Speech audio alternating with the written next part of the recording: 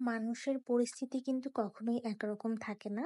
একেক সময় পরিস্থিতি কিন্তু একেক রকমভাবে পরিবর্তন হয়। এখন আপনি ভালো আছেন, কিছুদিন পর যে আপনি এর থেকে খারাপ থাকবেন না, তার কিন্তু কেউ গ্যারান্টি দিতে পারবে না।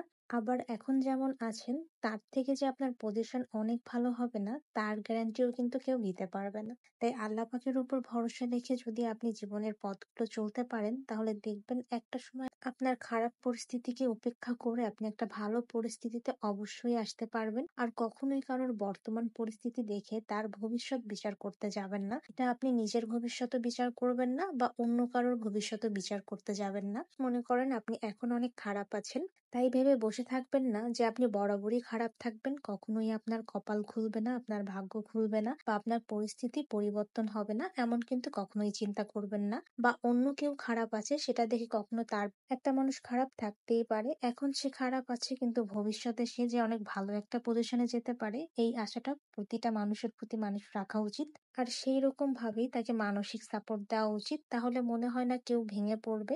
আর সবার পরিস্থিতি একটা সময় অনেক ভালো হবে। আর সবাই সবার জন্য দোয়া করলে একটা সময় সবাই একটা ভালো পজিশনে চলে যায়। আমি সবার জন্য অন্তর থেকে দোয়া করি, সবাই যেন ভালো থাকে, সুস্থ থাকে, সবার মনের আশা পূর্ণ হয়, সবাই যেন ভালোভাবে জীবনটাকে পার করতে পারি। যত খারাপ সময়ই আসুক না কেন, সবাই যেন ভালোভাবে সেটাকে মোকাবেলা করতে পারি। আল্লাহ পাক যেন ভালো একটা মৃত্যু দান করেন।